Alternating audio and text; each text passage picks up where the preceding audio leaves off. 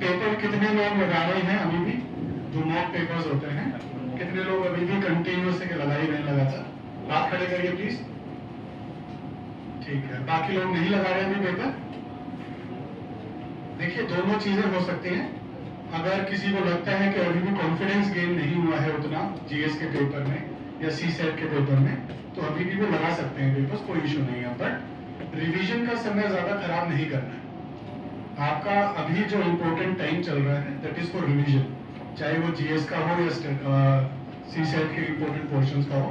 Revision की है इस समय पे। आप जितने अपनी बुक्स के थ्रू, नोट्स के थ्रू होंगे, अभी गो थ्रू करेंगे, उतना ही आप लोगों को आने वाले समय में फायदा होगा।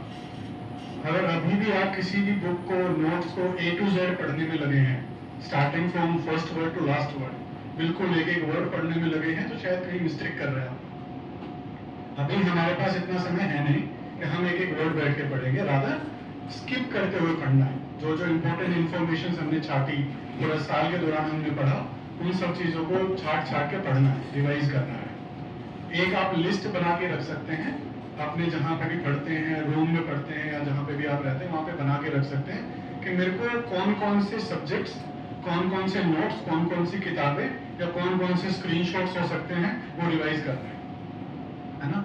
इस चीज का ध्यान रखना है। कई बार होता है कि हम लोग मोबाइल चलाते हैं तो कई बार हम स्क्रीनशॉट लेकर रख लेते हैं किसी इंपॉर्टेंट चीज का, but at the time of revision मैं उसको भूल जाता हूँ और वो मेरे ध्यान नहीं रहता है और वो जो कहीं रह जाता है, बट आपको पता था कि वो इम्पोर्टेंट था। तो ऐसी कुछ चीजें हो सकती हैं, आपके कोई शॉर्ट नोट्स हो सकते हैं, आपकी बुक्स हो सकती हैं, उनको एक बार लिख के रख लीजिए कि ये चीजें मेरे को रिवाइज करनी है, ताकि चेकलिस्ट एक बन जाए कि हाँ मैंने ये सब कर लिया कर। तो इस तरीके से हर चीज का आप ध्यान रखेंगे रिवीजन के दौरान। सी सेट में अभी भी प्रैक्टिस करते रहिए। अगर कोई ये सोच रहा है कि अभी छोड़ देते हैं, केवल जीएस पे ध्यान दे लेते हैं, या अभी ऐसा तो कोई नहीं है जिसने सी सेट शुरू नहीं करा अभी तक, लास्ट के 10 दिन में करने वाले हैं। अभी सी सेट एक मेजर बर्डन बना हुआ है आप सभी के लिए। लास्ट ईयर कट ऑफ कितना गया है जीएस का? 75 कट ऑफ का मतलब हो गया है कितने क्वेश्चंस? 38 क्वेश्चंस 100 में से। घर वालों को बताते हो क्या? हाँ भाई, कि इतने ही क्वेश्चंस ठीक करने हमें उस पेपर में जाके नेट। लेकिन इसमें जो बर्डन, मेन बैरियर है जिसकी वजह से इतना कट ऑफ कम गया है जीएस का, this is because of CSAT paper. क्योंकि सी सेट में उनको इतनी कॉपीज ही नहीं मिल रही है चेक करने के लिए कि जीएस 1 क्वालिफाई करवाया है, जीएस 2 ही क्वालिफाई नहीं हो रहा सी सेट पेपर, तो उनको ओएमआर ही नहीं मिल रहे होते। इस बार मिल जाएंगे अच्छे खासे ओएमआर। सी सेट में कर रहे हो आप लोग अच्छे से तैयारी? ठीक। और सी सेट में भी मेन टॉपिक्स पे ध्यान रखिए, जो थीम्स या जो टॉपिक्स ज्यादा हाईलाइट हो रहे हैं या ज्यादा पूछे जा रहे हैं हाल के समय में, उन पे ज्यादा प्रैक्टिस करिए। कॉम्प्रिहेंशन पोर्शन को स्ट्रॉन्ग बना के रखिए। अगर कोई नहीं करता है कॉम्प्रिहेंशन पोर्शन, प्लीज उस चीज पे ध्यान दीजिए। अगर किसी का सी सेट अच्छा ही है, पिछले साल और उससे पहले भी उन्होंने अटेम्प्ट्स में क्लियर किया अच्छे से, बॉर्डर पे नहीं रहे हैं बट अच्छे खासे डिफरेंस से क्लियर किया है, उनको ज्यादा चिंता की जरूरत नहीं है। लेकिन जिसका फर्स्ट अटेम्प्ट है और जिन्होंने प्रीवियस अटेम्प्ट्स में सी सेट क्वालिफाई नहीं किया था, उनके लिए बहुत चिंता का विषय है कि आप लोगों को उन पोर्शंस पे बहुत अच्छे से ध्यान देना है जो पोर्शंस ज्यादा रिपीट होता है। कॉम्प्रिहेंशन पोर्शन एक एडवांटेज वाला पोर्शन होता है। अगर किसी के कॉम्प्रिहेंशन अच्छे नहीं है तो प्लीज उनको ठीक करने का या प्रीवियस क्वेश्चंस को एनालाइज करने का तरीका निकालिए, ताकि आप उन पर थोड़ा सा कमांड रख सकें। 26-27 कॉम्प्रिहेंशन में से अगर आप 20 की रेंज में या 20, 19, 21, 22 ऐसी रेंज में ठीक करके आ जाते हैं कॉम्प्रिहेंशन, तो आपको एक एडवांटेज मिल जाएगा वहाँ पे, क्योंकि केवल मैथ के भरोसे आप नहीं कर सकते सी सेट, है ना। क्योंकि कई क्वेश्चन ऐसे आते हैं सी सेट के पेपर में मैथ्स के कि आप अभी शुरू करेंगे, 40 मिनट बाद पता चला ना तो एक क्वेश्चन है और आंसर भी नहीं आया। पिछले साल ही मेरे पास कुछ बच्चे आए थे कि सर 4 क्वेश्चन हुए थे, 40 मिनट हो गए पता भी नहीं चला, 40 मिनट बीत गए हमारे और परेशान हो गए। उसके बाद जो पैनिक आता है, उसके बाद जो टेंशन बिल्डअप होती है दिमाग में, तो उसका कोई रिकवर नहीं कर पाएंगे आप। तो प्लीज क्वेश्चन नंबर 1 से और मिनट 1 से फुल फ्लो में सी सेट का पेपर सोल्व करना है। सी सेट के पेपर में 3 से 4 तरह के क्वेश्चन आते हैं। सी सेट के लिए तीन चीज का ध्यान रखना है। सी सेट केवल और केवल आपकी प्रैक्टिस का नहीं, आपका आपके मैनेजमेंट का भी खेल है कि आप किस तरह से मैनेज कर रहे हैं अपने आप को उस समय पर। सबसे पहले तो जिस समय पेपर आपको मिलता है आप उसकी पहली झलक देखते हैं, दो ख्याल मन में आते हैं। पहला आता है कि इसको सोल्व करना है, दूसरा आता है कि इसको फाड़ के फेंकना है ना। मन ही नहीं करेगा कि इसको सोल्व किया जाए, क्योंकि वो पेपर इतना अटपटा सा लगता है, इतना अननोन सा लगता है, इतना डिफिकल्ट लगता है उस समय पे कि इसका क्या किया जाए समझ में नहीं आता। बट आपको ये विश्वास होना चाहिए कि जो पेपर मुझे मिला है यही पेपर बाकी के जितने लाख बच्चे पेपर दे रहे हैं सबको सेम पेपर मिला है। तो यानी कि जो मेरी हालत है इस समय पे वो सबकी हो रही होगी। अब मेरे को इस समय पे मैं कितना अपने आप को कंट्रोल कर पाता हूँ, कितना मैनेज कर पाता हूँ, मैं अपने इमोशंस को और अपने पैनिक को कितना मैनेज कर पाता हूँ, वहीं पे आपके 4-5 मिनट 8 मिनट सेव होते हैं। वरना शुरू में तो हड़बड़ी में आप कई बार है ना कुछ मिनट ले जाएंगे, आपका एक क्वेश्चन भी सोल्व नहीं हो पाएगा कई बार। या पैनिक आता है ऐसा, शुरू में बैठेंगे पेपर सोल्व करने के लिए, आपको मालूम भी नहीं चलेगा कि आपके कुछ मिनट चले जाएंगे और आप बैठे ही रह जाएंगे, आप केवल इस विचार में रह जाएंगे कि करना क्या है इस पेपर। तो वो सारी चीजें ना हो हमारे साथ, इस चीज का ध्यान रखना है क्वेश्चन नंबर 1 से और मिनट 1 से, कि शांति से बैठेंगे। क्योंकि शांत चित्त जब दिमाग होता है हमारा, हम शांति से पेपर करते हैं तो गारंटेड हम लोग 3, 4, 5 क्वेश्चन एडवांटेज में रहते हैं एंड में जाके। आप कभी भी अपने मॉक पेपर्स में, अभी इस साल जब आप यूपीएससी का पेपर देने जाएंगे तब आप इस चीज पे ध्यान दीजिएगा। काम और कंपोज्ड रह के आप ज्यादा क्वेश्चन ठीक कर सकते हैं। पैनिक में क्वेश्चन गलत होते हैं कि नहीं होते हैं, आप मुझे ये बताइए। मॉक पेपर में भी जब आप पैनिक में होते हैं, जल्दबाजी में होते हैं, किसी को टाइम दे रखा होता है तब लेकिन पेपर सोल्व कर रहे हैं 1.5 घंटे में और फिर भाग के जाते हैं, आपको ये पता चलता है कि अरे सवाल में ठीक कर सकता हूँ। मिलते हैं ऐसे क्वेश्चंस आपको पेपर में भी, मॉक पेपर में। मॉक पेपर का काम ही ये होता है कि आपको सिखाए कि आप कहाँ पे लैग कर रहे हो, आपका नॉलेज का लेवल कितना है, आपका मैनेजमेंट का लेवल कितना है। क्योंकि केवल नॉलेज से पेपर सोल्व नहीं होता है, मैनेजमेंट से होता है कि आप उस पेपर को मैनेज कैसे करके आते हैं। सीसेट के पेपर पे 3-4 तरह के सवाल मिलेंगे। सबसे पहला एक सवाल मिलेगा लेंदी सवाल। लेंदी का मतलब है जैसे मैथ्स का या रीजनिंग का सवाल आएगा, आपको ये पता होगा कि ये सवाल कर सकता हूँ, मेरे को आता है, सोल्व करना आता है, लेकिन ये टाइम खा जाएगा मेरा। ये 8-10 मिनट का एक क्वेश्चन है कम से कम। और ये चीज आपको कहाँ से पता चलती है कि 8-10 मिनट लगेंगे इसमें या 12 मिनट लगेंगे? ये आपको मॉक पेपर्स में पता चलता है कि यार इस टाइप के क्वेश्चंस टाइम लेते हैं। उस समय पे वहां यूपीएससी में जाके उस क्वेश्चन को सोल्व करने नहीं बैठेंगे तुरंत, उसको सर्कल करेंगे, उसको छोड़ देंगे इस उम्मीद पे बाद में टाइम बचेगा मैं इस क्वेश्चन पे आऊंगा और फिर इसको सोल्व करने की कोशिश करूंगा। मेन इशू होता है सीसेट में कि मैं 1 to 80 क्वेश्चन जा ही नहीं पा रहा, मैं 1 से 60 में ही रह जा रहा हूँ। मेरे को 20 क्वेश्चन पता ही नहीं कि लास्ट के 20 क्वेश्चन क्या थे या लास्ट के 10 क्वेश्चन क्या थे, और हो सकता है उसमें मेरे हिसाब के 5-6 क्वेश्चन। तो सबसे पहले क्वेश्चन जो लेंदी क्वेश्चन हैं उनको आप सोल्व नहीं करेंगे शुरुआत में, बाद में सोल्व करेंगे अगर खाना बचता है तो लेंदी क्वेश्चंस वाली बात आ गई। दूसरा आता है कि अननोन क्वेश्चन, आपको पता ही नहीं है कि टॉपिक क्या है, क्वेश्चन क्या है, कैसे सोल्व होगा। लेकिन नहीं, मैं तो करके मानूंगा, मेरे को पता है कि कैसे होगा, बट हमें उस समय अंदाजा होता नहीं है, उसको तुरंत काटा मारेंगे, छोड़ देंगे। डिफिकल्ट क्वेश्चन या अननोन क्वेश्चन जो मेरे को पता है, प्रैक्टिस के दौरान भी पता था कि इस तरीके के क्वेश्चन मेरे को आते ही नहीं है, उसको तुरंत काटा मारेंगे और छोड़ देंगे, उसको ट्राई भी नहीं करेंगे। तीसरा एक तरीके का सवाल आता है जिसमें हम सोल्व तो करने लग जाते हैं बट 2-3 बार में आंसर नहीं आता, बट फिर हमारा दिल करता है इसको तो मैं करके मानूंगा चाहे कुछ हो जाएगा, दिल पे ले लेते हैं सवालों को। और ऐसा होता होगा आप लोगों के साथ में।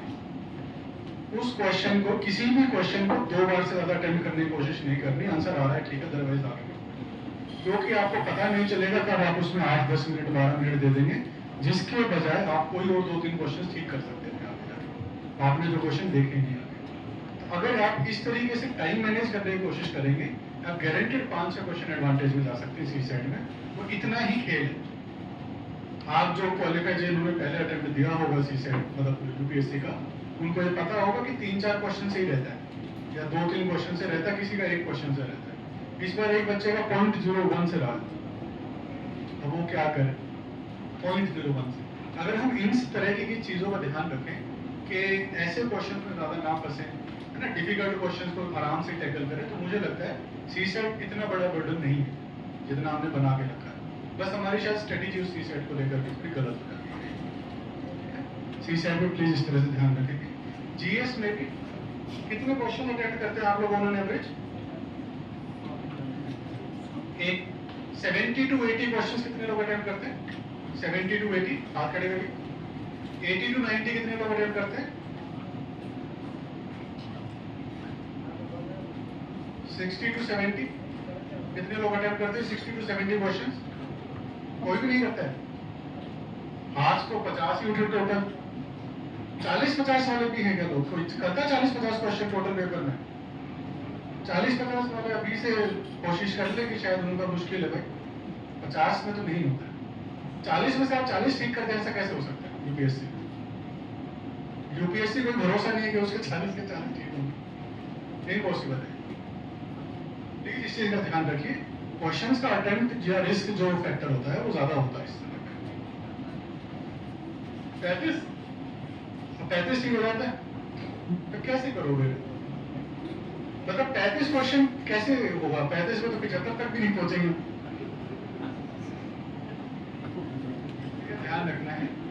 पहला, एक तो किसी को भी 30 से ज्यादा क्वेश्चंस नहीं आ रहे, और अगर किसी को लगता है जो क्वेश्चंस मेरे को आते हैं मैं उन्हीं को करके आ जाऊं और मेरा हो जाएगा, ऐसा नहीं होता है। यूपीएससी में जब पेपर हो जाता है और उसके बाद जब आंसर कीज बनती है, अलग अलग कोचिंग्स आंसर कीज बनाती हैं, तो उसमें इतना डिफरेंसेस होता है। तो हम कौन होते हैं उसमें पेपर के दौरान बैठ के जज करने वाले कि ये मैंने आंसर लगा दिया, ये 100% ठीक है? हम नहीं कर सकते।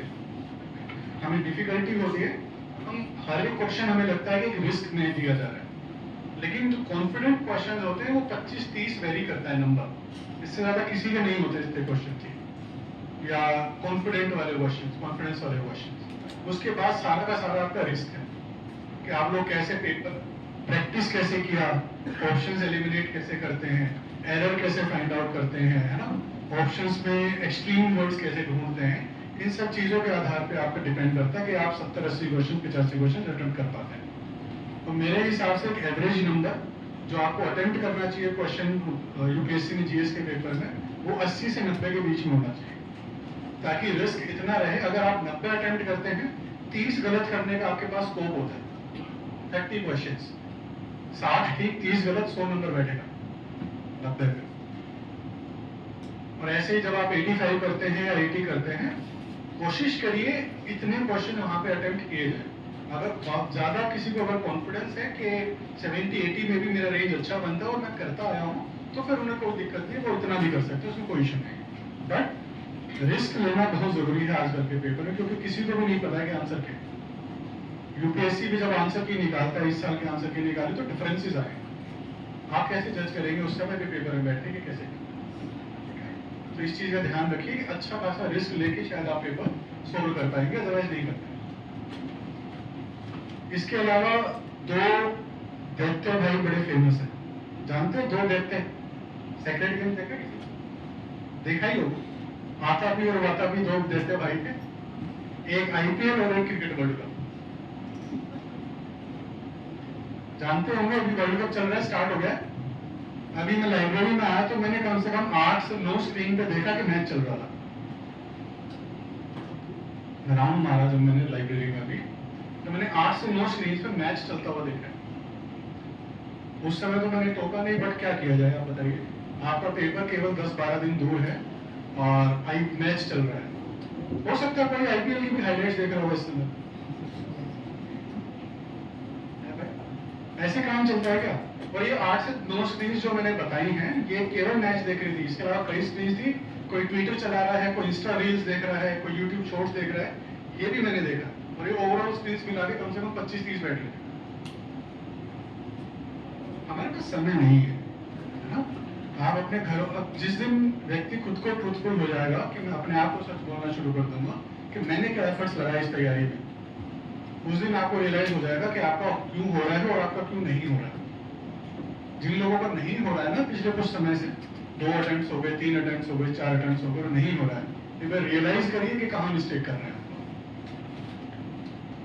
हो सकता है कोई फर्स्ट अटेम्प्ट वाला होगा और उनको लग रहा होगा कि नहीं ठीक ठीक चीज है, हो जाएगा आराम से, क्योंकि फर्स्ट अटेम्प्ट वालों को कॉन्फिडेंस बहुत होता है इस तरह। जिस दिन पेपर देने जाते हैं शाम को पता चलता है कॉन्फिडेंस कहाँ गया, पता भी नहीं चलता है, ढूंढने नहीं मिलेगा।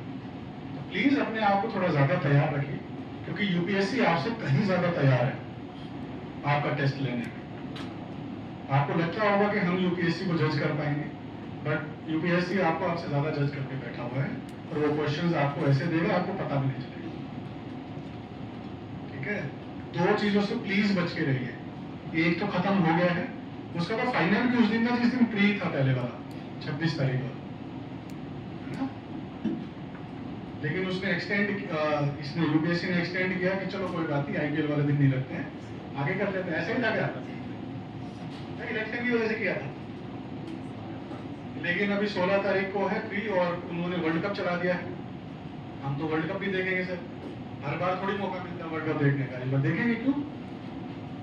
बार बार थोड़ी आता है वर्ल्ड कप, सब 4 साल में एक बार आता है वर्ल्ड कप, 2 साल में एक बार आता है वर्ल्ड कप। इसी बार देख के सारा निपटाएंगे और उसी को पूरा करेंगे, एक एक मैच देखेंगे। कितने लोग ऐसे जो एक एक मैच देखने वाले हैं? थोड़ा सा मतलब कोशिश करो, आप अपने घर वालों को बताओ ये बात कि पापा अभी मैच देख रहा हूँ, मैं कल पढ़ूंगा। तो थोड़ा सा सीरियस हो जाइए। 10-12 दिन है, जितना हो सके अपने आप को घुसाइए पढ़ाई में, रिवाइज करिए।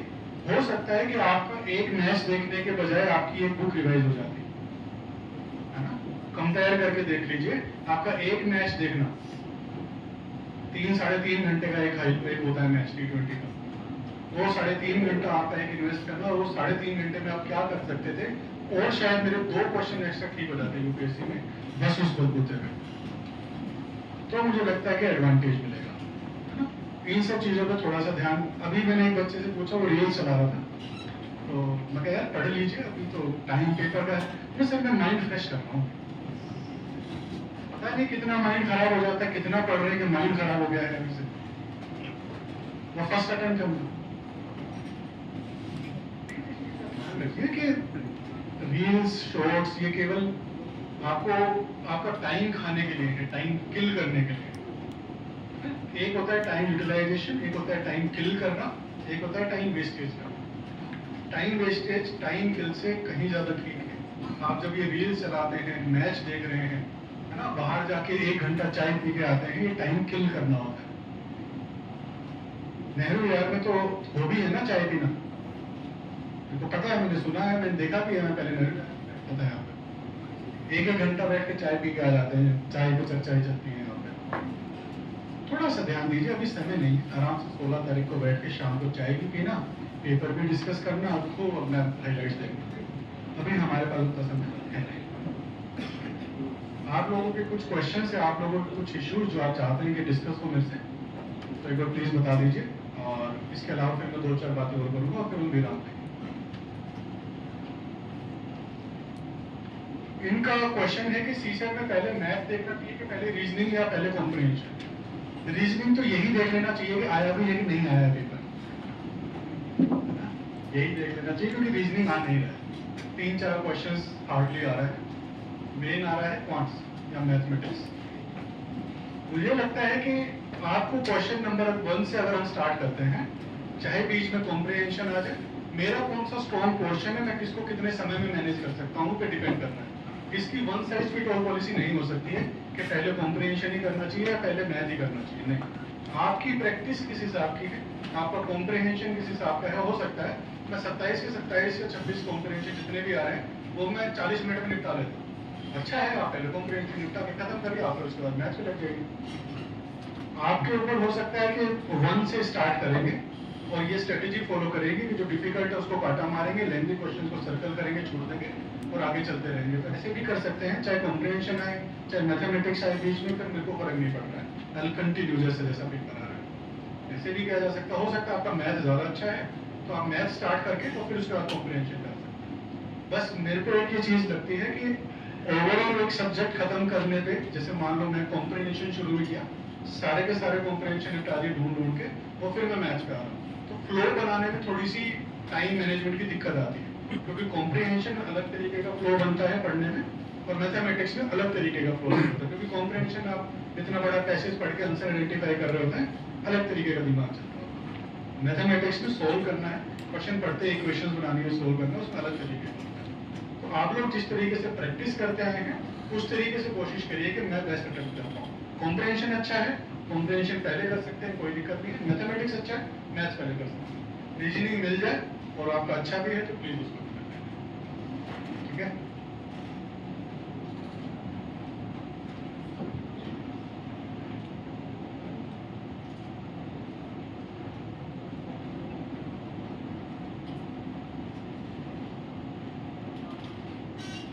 ये इनका क्वेश्चन है कि हम लोग दो ऑप्शंस में फंस जाते हैं जीएस के पेपर में। मान लो बी और सी में फंस गए या ए डी में फंस गए कि यार आंसर तो इन दोनों में से ही है, बस एक नहीं मिल रहा है। और मुझे लगता है ये क्वेश्चंस अच्छे खासे होते हैं, क्योंकि 25-30 क्वेश्चंस के बाद जब आप रिस्क लेना शुरू करते हैं तो उसमें आपको 25-30 या 35 सवाल ऐसे मिलेंगे जिसमें आप 50-50% श्योर है। तो सबसे पहली चीज तो मॉक पेपर्स में आइडेंटिफाई करना जरूरी था कि क्या आंसर उन दोनों में से ही है जो मैंने चाहा है। कई बार होता है कि मैंने बी और सी में से कोशिश करी कि बी और सी में से आंसर है, आंसर डी निकला। तो एक तो ये चेक करना बहुत जरूरी है कि क्या उन्हीं दोनों में से आंसर था। तो मैं इस चीज में इंट्यूशन एक वर्ड आता है, मैं उस पर खेलता हूँ। मैं हमेशा बोलता हूँ कि एक 80% रेशियो रहता है। 80% स्टूडेंट्स के साथ 80% क्वेश्चंस में एक ये चीज होगी कि एक इंट्यूशन आता है कि शायद बी ज्यादा ठीक है। फर्स्ट टाइम में ही आएगा, सेकेंड टाइम में नहीं आएगा। फॉर एग्जाम्पल मैं पेपर सोल्व करने बैठा, मैं क्वेश्चन नंबर 27 पे पहुंचा और मैंने देखा कि बी और सी में से ही लिमिटेड आंसर, इसके अलावा नहीं। अब शुरू में मुझे लगता है कि शायद बी ज्यादा ठीक है, बट मैं कॉन्फिडेंट नहीं हो पाता। मैं क्या करूंगा, मैं सर्कल कर देता हूँ उस क्वेश्चन को। आप लोग ऐसे ही करते हो, सर्कल कर देते हो, इसको बाद में आके गहन अध्ययन के साथ सोल्व करेंगे। फिर बाद में आप आएंगे पूरा पेपर सोल्व करके, आपने देखा 27वां क्वेश्चन सर्कल था, अब इसका सी आंसर ज्यादा ठीक लग रहा है। ऐसा होता है आप लोगों के साथ, और वो सी गलत है। 80% स्टूडेंट्स के साथ 80% क्वेश्चंस में वो सी आंसर गलत है, मतलब वो बी आंसर सही है, सी आंसर नहीं होना चाहिए। तो पहली बार में ही, पहले मतलब फर्स्ट राउंड में ही जिन क्वेश्चंस में आप दो ऑप्शंस में से एक चूज कर सकते हैं, आपको लगता है कि शायद ये ठीक है, this is all because of subconscious mind. आपके सबकॉन्शियस माइंड में चीजें फिट होती हैं। आपको लगेगा कि ये तुक्का तो नहीं है, नहीं, आपने वो चीज कभी ना कभी पढ़ी है, कहीं ना कहीं देखी है, इस वजह से आपको वो लग रहा है। तो इसका मतलब है कि अगर मेरे को लग रहा है शुरू में कि बी आंसर है, तो वो बी ही आंसर, उसको मार्क करके उसको भर सकते हैं आप, उसमें कोई तनाव नहीं। हाँ, लेकिन अगर आपको लग रहा है कि मैं सेकंड राउंड में आके उसको आंसर चेंज कर देता हूँ, सेकंड राउंड में अगर आप आके उसका आंसर चेंज करते रहे तो वो गलत होगा।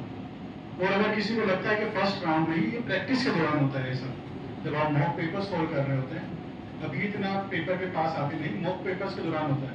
मेरी क्लासेस की वीडियोस अगर देखी होगी तो उसमें मैं डिस्कस करता हूँ सारी चीज़, आपके ऐप में भी होंगी क्लास। तो उसमें यही होता है कि फर्स्ट राउंड में आप जितना कोशिश करें इंट्यूशन क्वेश्चन वाले उनको सोल्व करिए, इंट्यूशन बेस्ड क्वेश्चन। बाद में आप करेंगे तो गलत होने के चांसेस ज्यादा होते हैं। अभी भी टाइम है, अगर आप 3-4 पेपर्स में मॉक पेपर्स लेके और उसमें इस चीज को अप्लाई करके देखें कि क्या फर्स्ट राउंड में मेरे इंट्यूशन बेस्ड क्वेश्चंस कितने करे मैंने, मान ले 25 करें, तो उसका एनालिसिस करिए कि 25 में से कितने ठीक हुए, कितने गलत हुए, तो फर्स्ट राउंड में मैंने मार। तो आप इस चीज को एक्सपेरिमेंट यहाँ पे कर सकते हैं और फिर अप्लाई करने की कोशिश भी कर सकते हैं कि ठीक हो भी रहा है कि नहीं। तो मेरे हिसाब से 80-80 रेशियो है, 80% स्टूडेंट्स के साथ 80% क्वेश्चंस में ठीक होने जाता है।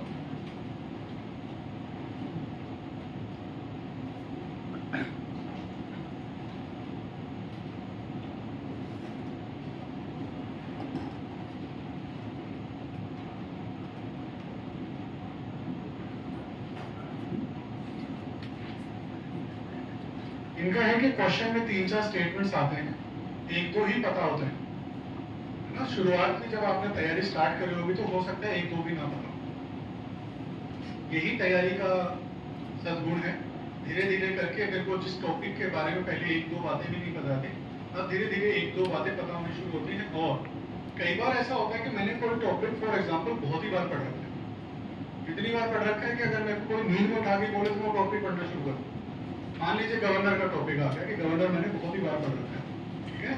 गवर्नर में 4 कथन है, मेरे को इतना भी कई बार कॉन्फिडेंस आ जाता है उसमें कि यार ये स्टेटमेंट मैंने देखा ही नहीं कभी आज तक, मैंने सुना ही नहीं, मैं उसको ऐसे ही गलत मान लेता हूँ क्योंकि इतनी बार मैंने पढ़ रखा और कई स्टेटमेंट मैंने नहीं देखा तो उसको गलत मान। कई बार ये भी चीज आप अप्लाई करके देख सकते हैं। दूसरा, एक्सट्रीम वर्ड्स को ढूंढने की कोशिश कर सकते हैं। और तैयारी रिवीजन के ऊपर डिपेंड करता है कि आज मुझे 2 पता कल मुझे 3 बातें पता हो, वो टेस्ट पेपर एनालिसिस करते हैं आप लोग कुछ सीखा है किसी ने? टेस्ट पेपर कैसे एनालाइज किया जाता है? वीडियो थी एक क्लास में, मैं इस बार आ नहीं पाया, बट क्लास की वीडियो जरूर है, उसमें मैंने डिस्कस किया था कि पेपर्स कैसे एनालाइज किया जाता है। उस एनालिसिस से टेस्ट सीरीज की नोटबुक जो बनती है उससे क्लियर होता है कि कैसे स्टेटमेंट्स ज़्यादा से ज़्यादा आपको पता हो, आपको 3 पता हो, 4 पता हो। आज हो सकता है आपको 1-2 पता होंगे, लेकिन अभी जो मैं रिविजन्स करने वाला हूँ ये 10-12 दिन में जितना भी होगा, वो रिविजन के बलबूते पे आप आइडेंटिफाई कर पाएंगे, शायद आपको ज़्यादा चीज़ें पता होंगी। लेकिन रिविजन प्लीज स्ट्रॉन्ग रखिए, जितना ज़्यादा हो सके रिवाइज करके चीज़ें। जैसे कहा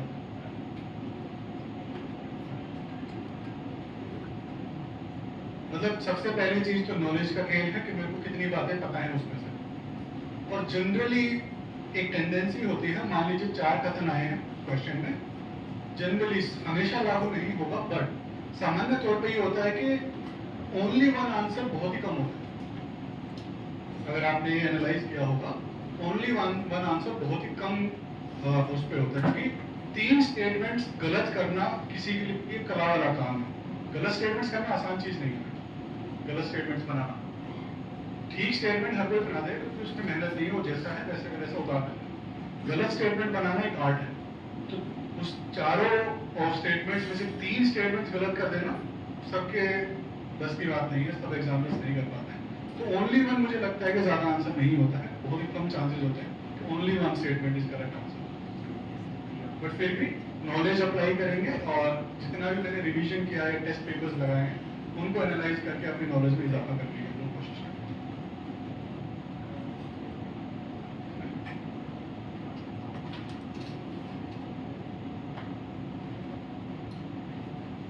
अच्छा, असर्शन रीजन और स्टेटमेंट्स वाले क्वेश्चन आप लोग कह रहे हैं। असर्शन रीजन में बिकॉज वर्ड लगा के सोल्व किया जाता है। मान लीजिए पहला कथन जहां खत्म हुआ, उसके सेकंड कथन से पहले बिकॉज लगा लीजिए, क्योंकि अगर वो दोनों मैच कर रही है बातें कि पहले की वजह से ही दूसरा हो रहा है, राइम कर रही है ना, होता है ना कि इसी की वजह से ही हो रहा है, तो मुझे लगता है ठीक हो जाता है। क्योंकि वर्ड लगा के ये सोल्व होने के चांसेस बनते हैं इसके। ऐसा कोई क्वेश्चन अगर मान लीजिए होता, फॉर एग्जाम्पल जो मॉनसून सीजन होता है उसमें नॉर्मल टेम्परेचर जो होता है, क्वेश्चन डिस्कस करते हैं, वो मान लीजिए 30 डिग्री देखा आपने टेम्परेचर में कि फील्स लाइक 44, टेम्परेचर लेकिन 35 है। पढ़ा है आपने ऐसा कभी कौन उसमें वेदर रिपोर्ट्स में होता होगा। तो ऐसा क्यों होता है कि टेम्परेचर जो है वो ज्यादा फील होता है during monsoon season. Second statement है क्योंकि उस समय रिलेटिव ह्यूमिडिटी ज्यादा होती है। अब अगर मैं इसमें बिकॉज वर्ड लगा रहा हूँ, क्योंकि वर्ड लगा रहा हूँ, ठीक है, we feel higher temperatures during the monsoon season because relative humidity is higher during monsoon. कई बार हमें लगेगा कि यार दोनों बातें रिलेटेड ही नहीं है, यहाँ टेम्परेचर की बात कर रहे हैं, यहाँ ह्यूमिडिटी की बात कर रहे हैं, बट रिलेटेड है, क्योंकि बाहर अगर रिलेटिव ह्यूमिडिटी ज्यादा है तो इवेपोरेशन नहीं होगा, स्वेटिंग नहीं होगी। स्वेटिंग अगर नहीं होगी क्योंकि रिलेटिव ह्यूमिडिटी बाहर ज्यादा है, स्वेटिंग नहीं होगी तो अंदर ही रह जाएगा सब कुछ। और स्वेटिंग या इवेपोरेशन हमेशा कूलिंग इफेक्ट कोज करता है, ठंडक पैदा करता है। जब भी स्वेटिंग होती है ठंडक पैदा करता है। जब वो हो ही नहीं पा रही है evaporation because of limited humidity, तो वो हमें ज्यादा गर्मी फील होती है। टेम्परेचर बाहर 35 होता है, लगता है कि 44-45 होता है, वो इसीलिए लिखा जाता है। तो इसमें अगर मैंने क्योंकि लगाया या बिकॉज लगाया तो मेरे चांसेस जो है कि इस क्वेश्चन को मैंने समझा, इसको ठीक है, उससे ज्यादा होगा। तो आप बिकॉज वर्ड लगा के अगर ट्राई करेंगे तो मुझे लगता है वो हो जाए क्योंकि वर्ड।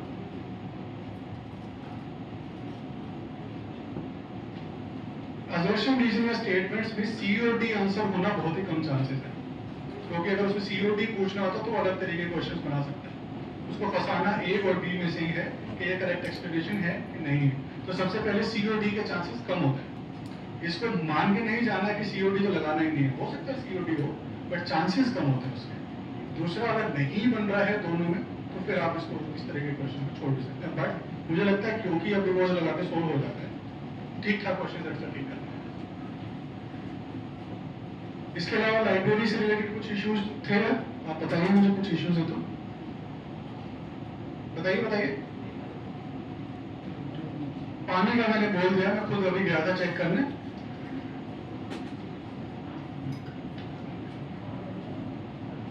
एसी अभी शायद अल्टरनेट एसीज चल रहे हैं, कभी कोई चलाया जा रहा है 1 घंटे के लिए, कभी कोई चलाया जा रहा है।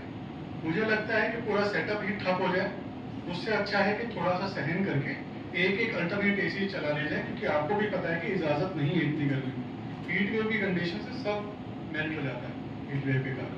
तो हमें भी थोड़ा सा ध्यान रखना पड़ता है कि परमानेंट बंद होने से अच्छा है कि थोड़ा इसी तरह का कभी कोई एक एसी चला लिया और हम मैनेज कर लें। अदरवाइज आप बोलेंगे कि अगर लाइब्रेरी 10 दिन पहले ही पूरी ही बंद करते तो कैसे काम चलेगा। तो हम जिस तरीके से मैनेज करने की कोशिश करते हैं उस तरीके से करते हैं। वाटर कूलर आपका मैंने बोल दिया है, आज या कल में मैक्सिमम ठीक हो जाएगा। वाईफाई नेहरू यार का 3 साल तो हो गए हैं, मैं आज तक सोल्व नहीं कर पाया हूँ, क्योंकि यहाँ का एक परमानेंट इश्यू है, क्योंकि यहाँ पे लोकल वेंडर्स हैं और बाहर वाले वेंडर्स को वो लोग आने नहीं देते हैं। जैसे एयरटेल एक्सट्रीम फाइबर हो गया, नहीं आने दे रहे किसी को भी इस वर्तमान मॉल में। हमारे लिए वो एक इश्यू, लोकल वेंडर्स उनकी तार काट देते हैं। हो सकता है आप लोगों को ये बातें ना पता हो, बट हम बैठे हैं, हम चलाते हैं सिस्टम, हमें पता है कि बैकएंड पे क्या इश्यूज हम लोग फेस करते हैं। अदरवाइज हमारा भी मन है कि इतना वाईफाई दुरुस्त रहे यहाँ पे कि रिप्लेस किया जाए। हाँ, 2-3 चीजें आप लोग कर सकते हैं कि अपने 2-3 डिवाइसेस कनेक्ट ना करके एक टाइम पे एक ही डिवाइस कनेक्ट करें। कई बच्चे होते हैं कि उनके पास टैब भी है, मोबाइल भी है, लैपटॉप भी है, तीनों कनेक्टेड है। और एक बच्चा जिसके पास मोबाइल है उसी के साइड में बैठा है, वो कुछ नहीं चला पा रहा, वो तीनों चला रहा है। तो आप लोग थोड़ा सा कोऑपरेट अगर करेंगे कि एक टाइम पे एक ही डिवाइस चलाएं वाईफाई से, तो मुझे लगता है बैलेंस आउट होने के चांसेस अच्छे खास होते हैं। वाटर कूलर आज आपका आज या कल में मैक्सिमम ठीक कर दो। एसीज का अल्टरनेट चलेगा यार, अभी तो यही प्रोविजन है, क्योंकि क्लासेस का सेटअप आपको भी पता है, क्लासेस का सेटअप बिल्कुल बंद है, सब कुछ ऑनलाइन सिस्टम में चल रहा है। आप लोगों का प्रीलिम्स एग्जाम था, इसलिए हमने बोला कि नहीं, यहाँ का सेटअप बंद नहीं कर सकते, लाइब्रेरी तो चलेगी।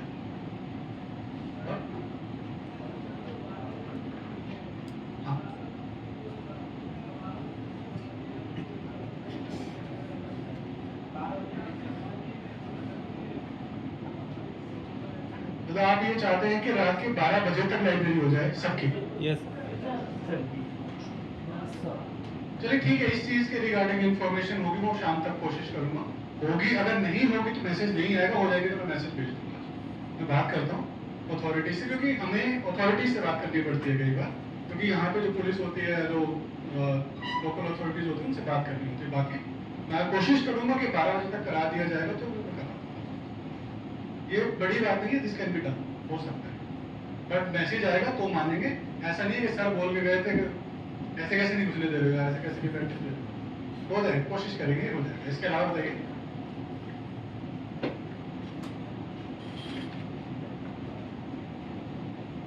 रैंडम क्वेश्चन,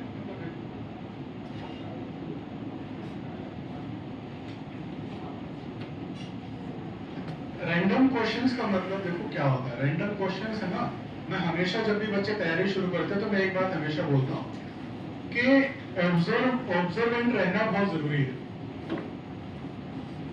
टाइम हो गया क्या? तो इधर उधर क्यों? 5 मिनट की और बात है, बैठिए प्लीज। 2 चीजें इस तैयारी में बहुत इंपॉर्टेंट है। सबसे पहला कि आपका पढ़ना, पढ़ाई बहुत जरूरी है, क्योंकि पढ़ाई से आपका बेस बनता है। दूसरी चीज, मेरा ऑब्जर्वेंट रहना बहुत जरूरी है। ऑब्जर्वेंट का मतलब है कि अगर मैं चीजों को ऑब्जर्व करते हुए चलता हूँ, या मैं दिनचर्या जो मेरी है उसमें कुछ भी मेरे को अलग दिखता है, नया दिखता है, अगर मैं उसको ऑब्जर्व करता हूँ या ध्यान रखने की कोशिश करता हूँ, तो भी कुछ क्वेश्चन ठीक कर पाता हूँ। For example, last year Honey का क्वेश्चन आया था वेगल डांस वाला, देखा था? सामान्य तौर पे हनी की दिखती है आपको, दिखी जाती हो। मेरे हिसाब से अगर ऐसी कुछ चीज है जो कि जनरली डेली लाइफ का पार्ट है और मैं उनके बारे में पढ़ लेता हूँ, तो मेरे को कुछ एक्स्ट्रा एडवांटेज मिल जाता है। फॉर एग्जाम्पल, इसी लाइब्रेरी में आपको पता है कि फैन है, वाईफाई है, आपके मोबाइल्स में 5G है, 4G है। 5G 4G से रिलेटेड क्वेश्चन आता है कि नहीं आता? लेकिन हमारे आसपास की चीज है, जरूरी नहीं है ना कि वो मेरी किताब में ही हो तो मेरे को पता होगी।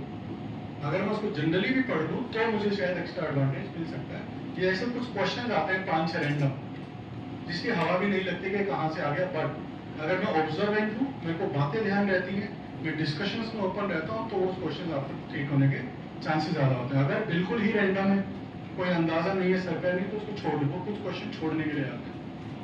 मैंने कभी भी आज तक 92-93 से कम क्वेश्चन अटेम्प्ट नहीं करे और 100 से कम स्कोर भी नहीं आया मेरे पास।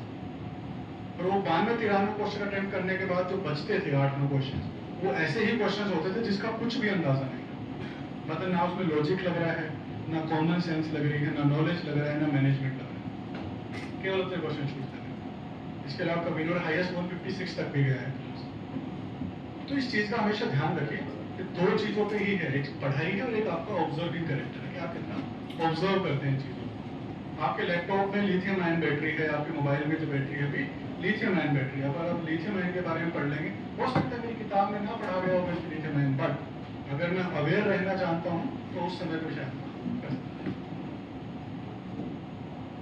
तो थोड़ा सा रैंडम क्वेश्चंस को टैकल करने का ही तरीका ये होता है कि अगर मैं जितना अवेयर रहता हूँ, कई बच्चे होते हैं जो नॉलेज से नहीं ज्यादा मैनेजमेंट स्किल से पेपर सॉल्व करके आना है। तो मैनेजमेंट ज्यादा इंपॉर्टेंट है, नॉलेज से तो 30 क्वेश्चन ठीक होंगे, इससे ज्यादा होंगे। इसके अलावा एक चीज ध्यान रखनी है कि अभी ये जो 10 दिन है, 12 दिन है, इसमें हेल्थ का बहुत ध्यान रखेंगे आप लोग। तब तक क्वेश्चन बता देंगे।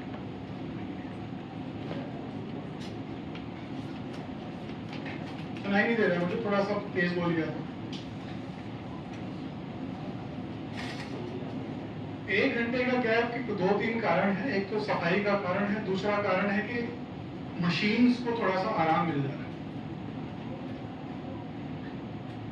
हमारे लिए तो शिफ्ट चेंज करने का भी पैटर्न है, उसमें उस दौरान शिफ्ट चेंज होती है। दूसरा 1 घंटा लग ही जाता है, 40-45 मिनट 1 घंटा लग ही जाता है साफ सफाई में। और इसके अलावा जो गर्मी की वजह से जो दिक्कत आ रही है इक्विपमेंट्स में, उसको भी आराम मिल जाता है 1 घंटे। तो इसी वजह से गैप 1 घंटे का रखा है। इसको तो अभी हम कब नहीं कर सकते हैं। मैं रात के 12 बजे वाला फिर भी सोच सकता हूँ, और उसमें भी केवल लड़कों के लिए होगा 12 बजे तक, उससे लड़कियों के लिए हमको वो मैं आज देखता हूँ जितनी पॉसिबिलिटी उस चीज़ की बनेगी। मैं हेल्थ की बात पे था कि 10-12 दिन आप लोग प्लीज इतना ध्यान रखिए कि आपका खाना पीना, आपका घूमना फिरना, चलन फिरन, जो भी जैसी भी चीजें हैं,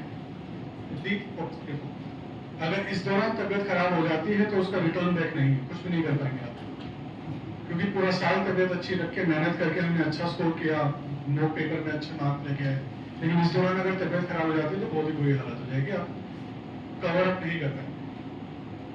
पिछले कुछ महीनों में 2-4 दिन तबियत खराब होना कवर अप करने के चांसेस होते थे, अब नहीं होंगे क्योंकि 12 ही दिन बचे। दूसरा, ध्यान को केंद्रित करिए पढ़ाई में।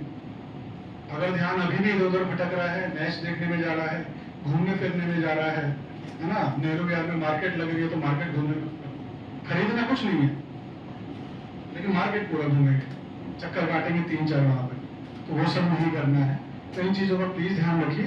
आपका पेपर है, इससे ज्यादा इंपॉर्टेंट मुझे नहीं लगता है कि फिलहाल के समय में कुछ भी मतलब कोई भी या कुछ भी इंपॉर्टेंट नहीं है इस समय में। और आप अगर इन 10-12 दिनों में अच्छा खासा पढ़ के रिवीजन करके स्ट्रॉन्गली जितना हो सके रिवाइज कर दीजिए, जितनी बार हो सके आंखों के सामने से चीजों को गुजार दीजिए, क्योंकि प्रीलिम्स में देखा हुआ ध्यान आता है, याद नहीं रहता है प्रीलिम्स में। ध्यान आना इंपॉर्टेंट है कि ध्यान आया कि नहीं आया। इस चीज को अगर आप केटर कर लेंगे तो मुझे लगता है 4-5 क्वेश्चन एडवांटेज लेना है, सीसेट में भी और जीएस में भी, तो मुझे लगता है ठीक हो सकती है। इसके अलावा आपको कोई और इशू या आप कुछ भी बताइए।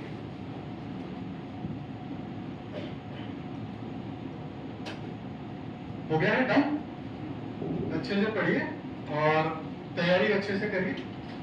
आप लोगों के लिए अभी क्लास में देखता हूँ 1 से 2 दिन में मैं या तो कोहलबाग में या यहाँ पे I think I will take a class के लास्ट मिनट कैसे कैसे चीजें निपटानी है या कैसे कैसे करना है, ताकि चीजें आप लोगों के लिए बेटर अच्छे से करना है। पैनिक नहीं करना है, पेपर वाले दिन शांति से जाके आराम से पेपर दे के आ जाना है, क्योंकि सेम पेपर सबका है। ऐसा नहीं सोचना कि मेरे साथ धोखा कर दिया यूपीएससी ने, इतना खराब पेपर है। सबके साथ सेम आया है, आप मेहनत करेंगे आपका होगा, आप नहीं कर रहे होंगे मेहनत इस समय पे, केवल आपको पता होगा कि आपका क्यों, और केवल आपको ही पता होगा कि आपका क्यों हुआ है इस साल। अपने आप से ट्रूथफुल रहिए, झूठ तो आप दुनिया को बना ही दे रहे हैं। ठीक है, अच्छे से पढ़िए, all the best, thank you.